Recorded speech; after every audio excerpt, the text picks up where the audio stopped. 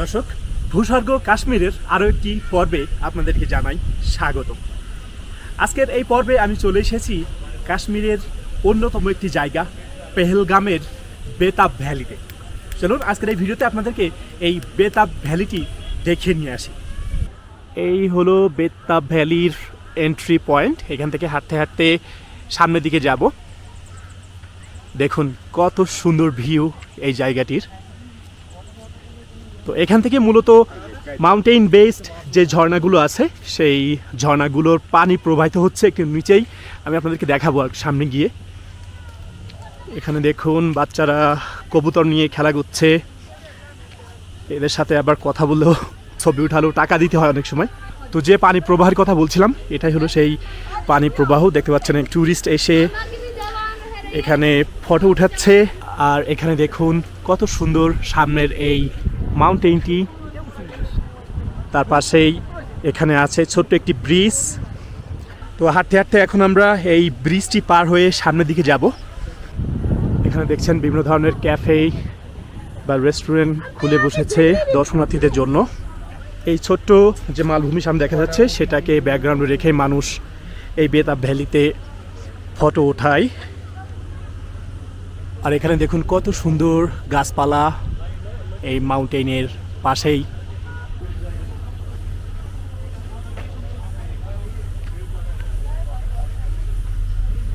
কাশ্মীরের পেহেলগামে যারা ঘুরতে আসে এই বেতাব ভ্যালি তাদের বাকেট লিস্টে থাকে। এখানে অনেক মুভির শুটিং হয়েছিল। ইভেন শাহরুখ খানের যাত্রা খাইজান যে গানটি আমরা দেখে থাকি সেই গানের একটি অংশ কিন্তু এই বেতাব ভ্যালিতেই শুটিং করা হয়েছিল। তো এখানে দেখুন মানুষজন নিরিবিলি পরিবেশে সময় কাটাচ্ছে বিকেলবেলা।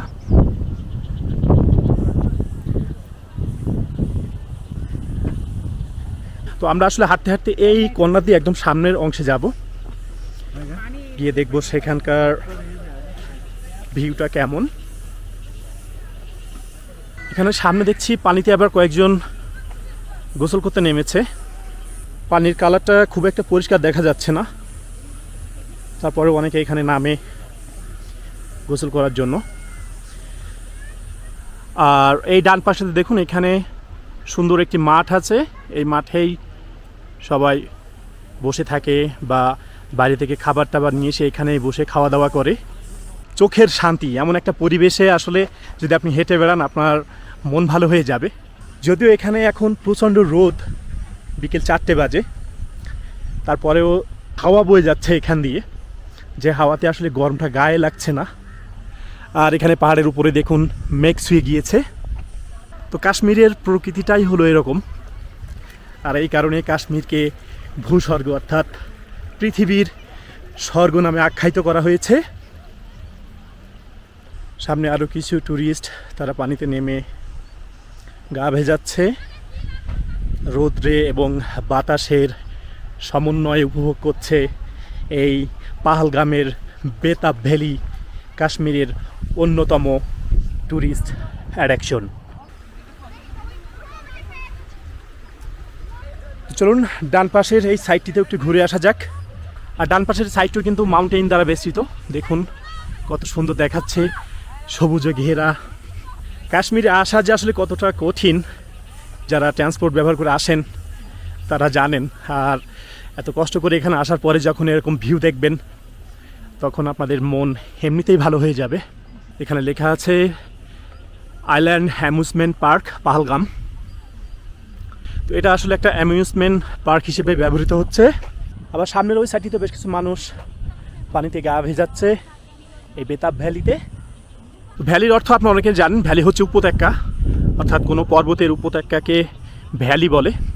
এখানে যে রাস্তা আছে হাঁটার রাস্তা সেটার পাশেই অনেকে আবার বিভিন্ন ধরনের কাপড় চোপড়ের দোকান দিয়ে বসেছে।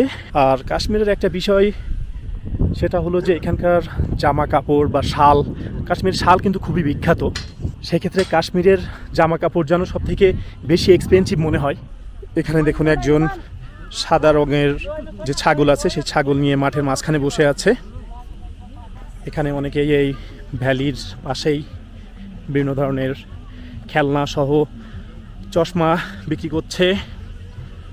আর সামনে যে ব্রিজটি দেখতে পাচ্ছেন, ছোট্ট ব্রিজ, ওই ব্রিজটি দিয়ে পার হয়ে আবার অনেকেই ওই পারে যাচ্ছে।